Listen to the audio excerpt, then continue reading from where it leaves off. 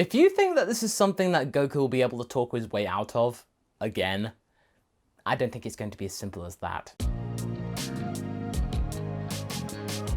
Hey folks, MasakoX here. This story, It's been a wild ride, but I feel that we might be heading for a conclusion. But how's that possible, Masako? We're not even in Super yet. Well, about that. It's all to do with the grave situation that Goku had put the entirety of the planet in, thanks to his Saiyan pride and lying. In this world, this pride cannot be entirely scrubbed away, be fixed. Sometimes you need to realize the pain and anguish that your choices have caused. But despite this though, we are still in a world where Goku had married Bulma. But even though the lore and anime had motioned this to be a good thing, perhaps in one timeline, this relationship wasn't the right one for the long term. But we still have to remind ourselves of what would happen. In the last part, the foolproof plan to hide away Buu once more within the mother Balace jar had gone off without a hitch. All the Earthlings had to do was keep it locked away from prying eyes, ensuring that it never saw the light of day again. In theory, this should be easy. Nobody else outside of the beings on Earth and the Kais knew of Buu. Barbary was gone. Just hide the jar away and forget about it. Well, the Saiyans couldn't forget about it, could they? They saw this, and even Gohan saw this, as a chance to get much stronger. A proper challenge. A very sticky and pink elastic punching bag. Buu was compliant. Fun. Goku considered a friend. He would be happy to fight them again, right? Well, they had no clue what Buu was about previously, and when they did let him out, after completely lying to everybody about their intentions, even lying to Shin the Supreme Kai, Buu was in his super form. Time had not stood still in there. He had been festering for ages, his anger now running the show. He was totally inconsolable. And that might mean not just a messy end to Goku's marriage as we wrap up this story. With Bulma not speaking to any of the Saiyans, the group and Piccolo now had to deal with the likes of Shin. The Supreme Kai, without his attendant, was staring at all of them with the utmost of contempt. It was very wrong, Piccolo knew, to mess with the likes of a Supreme Kai, let alone the being who was in charge of the very universe they lived in. At this time, obviously, they had no idea of the 11 other universes that existed in this reality. So as far as they were concerned, this guy here was the big cheese. And they had very much nettled him. Goku, even though he had very much done the wrong thing, was still not overly concerned with the situation. Shin, before you say anything, hear us out. But Shin was not going to hear them. I can't believe this. I thought I could trust you, Goku. You can, Supreme Kai. I just have to... No. The only thing you have to do is stop Majin Buu.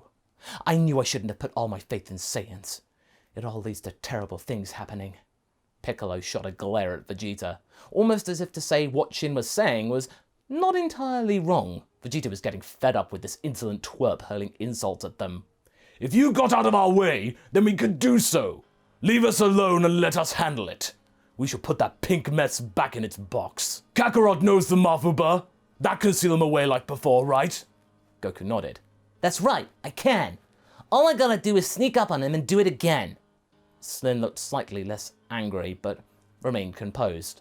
And if you do succeed, I shall be taking custody of the container that houses Buu. Clearly, you mortals are not capable of caretaking such a formidable monster. You've let yourself down in the extreme. Gohan looked terrible. Out of the three, he was the worst affected. He had let his Saiyan instincts get the better of him, and now not only was the world in danger, but he had let his mother down, and slipped back into his old ways, his unpredictable state from when he was a kid that he regularly visited. He had obviously learnt nothing in the intervening time. Goku could sense this misgiving. Gohan, focus. We need to stop Buu. We gotta do it the way we were supposed to. That's right, Vegeta. He looked to the prince. We need to steal him away again, Vegeta grimaced. But he was ready. When the trio had arrived at where Buu was last spotted, the rest of the Dragon team had been told to go to ground. Keep safe up on the lookout, the last place that Buu would think to look, having escaped from there not long ago. Why would he go back? After a short while, they spotted Super Buu catching a nap in the middle of some rubble. In all the bout of hysteria that he'd undergone lately, he must have tired himself out, they thought. His nap was longer than the usual few seconds that his kind needed. Remember, Kid Buu only needed a short moment to fully recover from fatigue, so perhaps a few minutes to Super Buu would be the best sleep he had in ages. This was their best chance. Gohan was a little unsure about this though. Well, don't you think this is a little too simple? Surely Buu wouldn't allow himself to get caught like this. Goku looked at his son. I know, but after what's happened, the only way we can redeem ourselves to everyone and come out of this in one piece is to take whatever opportunity we got. Ugh, get on with it, will you, Kakarot? Shh! He's sleeping! Without another moment of hesitation, Goku picked up the talisman from before and a jar Piccolo had procured for the occasion. Without the chance for Buu to wake up, Goku shouted the incantation and Buu, without resistance, was captured. The jar closed and the lid was sealed. The trio breathed a sigh of relief. At this point, Goku and Vegeta, despite the itch to fight, just didn't care about the chance of missing one. They had messed up big time. They could not get a fight out of this, and no amount of Saiyan pride could shake them off this trajectory. That being said, Gohan was still perturbed by the simplicity of this venture.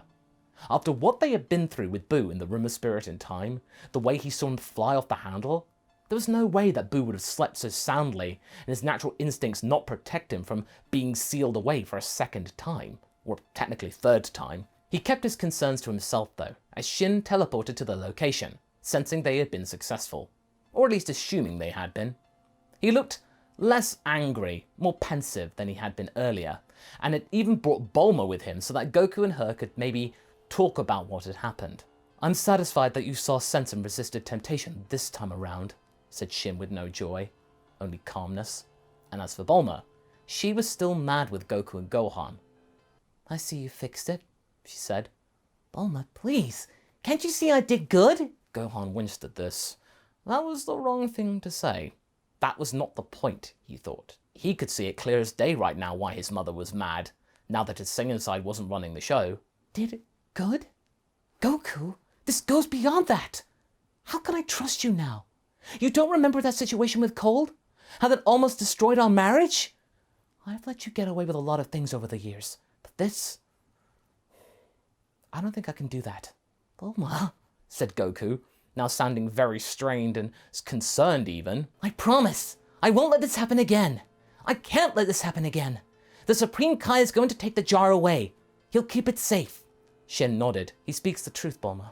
This is the last we will see of Majin Buu, thankfully. It should have happened a lot less clumsily, though. Bulma looked pleased to hear that, but that still didn't put to rest all of her concerns. I'm not the young buck you met, Goku. You Saiyans may not age like us humans, so I don't expect you to fully understand. But you must know that what I crave from life right now isn't adventure or thrills. I just want a family, a life to live, a life for our little girl. Girl? Said Goku with shock. You mean it's... Yeah, Goku. We're having a daughter. We? You mean there's a chance? Bulma looked nervous. It's going to take time. But I feel that... Her words got cut short though. What by? A rain of dark pink energy. The heavens had opened, and instead of rain, death struck the land. Bulma, in the midst of this, had been slain. Shin looked up and could see a singular point from where the ki was coming from.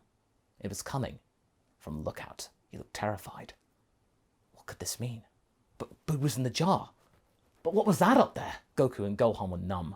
They had seen their wife and mother respectively killed right in front of them by an unknown force without patching things up. They thought things were over. They weren't. Suddenly, a streak of energy rang through their minds, and it was clear who it was that launched the wave of destruction. Buu. Without hesitation, Shin and the trio transmitted to the Lookout to find Super Buu there, looking victorious, seeing the body of Bulma in Goku's arms. Surprise! Said Buu with triumph. You didn't think Buu would let you trap Buu again, did you? A mad smile stretching over its face. Gohan collapsed to the ground. Of course. That's why he felt uncertain. It had been too easy because Buu had split some of his form into a copy of himself as a diversion. Not only was Buu powerful, but he clearly was far more intelligent than his persona gave him credit for. Buu could sense desperation from his enemy. Buu used that against you. You rushed to find any trace of Buu and fell for my trap. That thing in there, he pointed to the container, is but a small piece of Buu. He stretched out a hand, grabbed the container, smashing it on the ground, and the trio too stunned to respond. The globule of mass reattached itself to its host, and Buu chuckled. Also, Buu has question for you. Where are your friends? Didn't you tell them to come here? Vegeta's eyes widened. Where are they? Are they in the chamber? Said Gohan. Buu wagged a finger. That was destroyed by you, remember? No, they are. He rubbed his stomach. In here. Shin was terrified.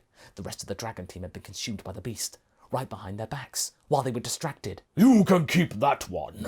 Buu pointed to the body of Bulma. I like my food to move.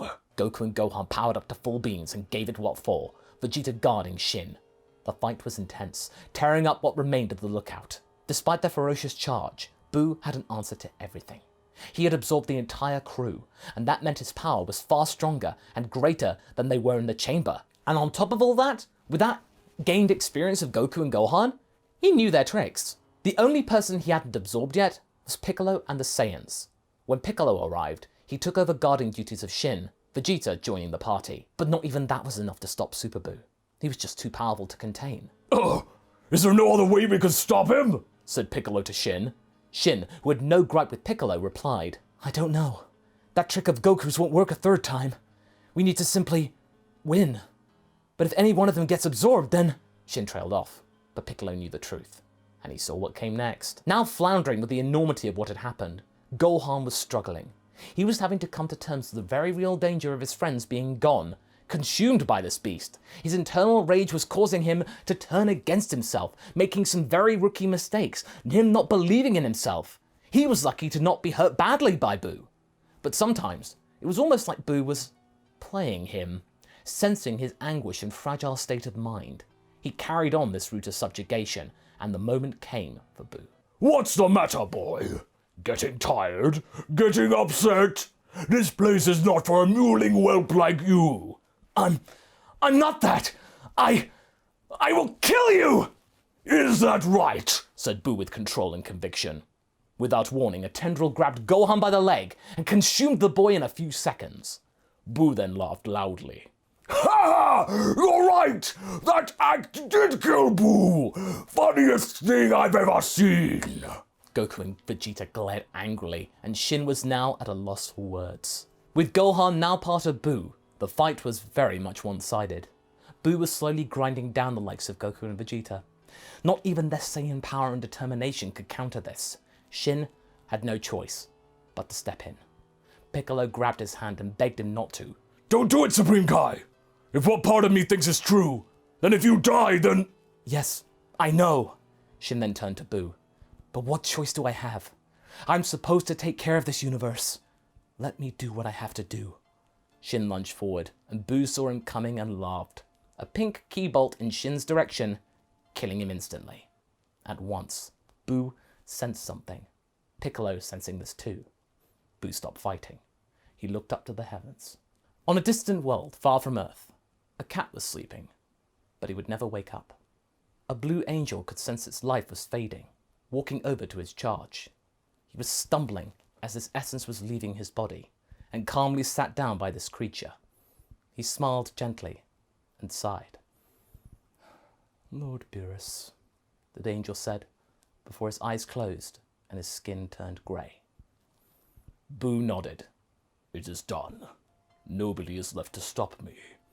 You may as well give up now, Saiyans. This universe is mine to consume. Goku and Vegeta fell to the floor, Piccolo doing the same. It's over, the Namekian muttered to himself. Buu surveyed the sorry scene and smiled yet again. Not necessarily. You can be with your friends once more. Buu is merciful like that. All of you will be together. What? Said Goku with tears down his face. How? Let me show you. And with that, 3 giant blobs of his being landed on the trio and Bulma and were absorbed. Buu wasn't wrong. They were together, inside of him. Now feeling the true power and omnipotence of Goku, Vegeta and Piccolo, Buu was the strongest he had ever been. With no Supreme Kai or God of Destruction to stop him, Buu set out across the stars and wrought havoc upon countless worlds. The universe had been decimated. So, what might have happened had Goku married Bulma? Well, surely it would have been a lovely thing to start off with. But Bulma let Goku get away with a lot over the years, and ultimately, that lack of respect, understanding, and taking her for granted led the group down a very tricky path which ended with their doom. So, the next time you think Chi-Chi is being heavy-handed with Goku, thank her. She might be the very thing that keeps Universe 7 in one piece in the end. And that's where we end things. So what did you folks think? Was this an ending you didn't see coming? How do you feel about this rather bizarre and roundabout scenario? Not all of these can end well. Leave a comment below and let's get this discussion going. And I will see you in the next video. Catch you later.